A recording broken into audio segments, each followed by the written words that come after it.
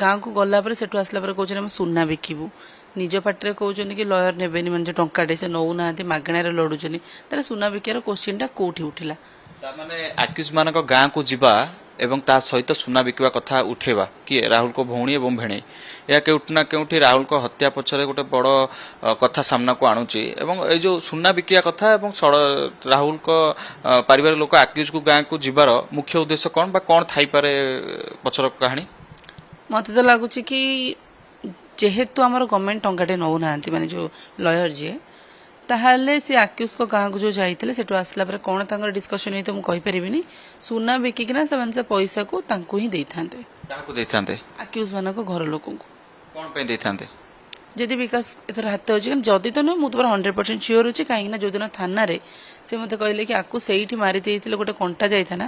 ସେଇଠି ମାନେ କୋଉଠି ମତେ ମାରିଥାନ୍ତ ଯୋଉ ଯାହାଦ୍ୱାରା କି ମାନେ ଇଏ ଯାଇଥାନ୍ତା ଗୋଟେ କଣ୍ଟା ପଳେଇଥାନ୍ତା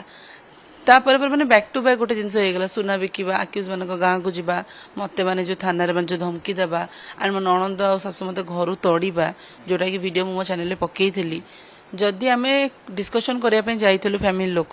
ତ ଫ୍ୟାମିଲି ଭିତରେ ଡିସ୍କସନ ହେଇଥାନ୍ତା ନଣନ୍ଦ ମାନେ ସେଠି ଇଣ୍ଟରଫିୟର କରିବାର ମାନେ କ'ଣ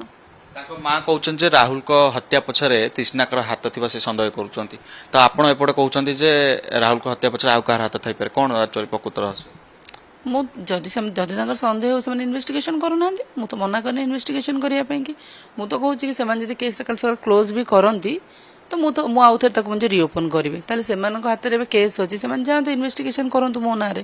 କିଛି ତ ଯାହା ବି ତ ପ୍ରମାଣ ବାହାରିବ ନା ମୁଁ ମାରିଛି କି ନାହିଁ ମୁଁ ତ ଆକ୍ୟୁଜ ମାନଙ୍କ ଗାଁକୁ ଯାଇନି ମୁଁ ତ କିଛି ମୋର ଯଦି କେସ୍ରେ ହାତ ହିଁ ନାହିଁ ତାହେଲେ ମୋର କ'ଣ ଦରକାର ଭିତରେ ମୁଣ୍ଡ ପୁରେଇବା ସେମାନେ ଆରାମସେ ଇନଭେଷ୍ଟିଗେସନ କରନ୍ତୁ ମୋ ନାଁରେ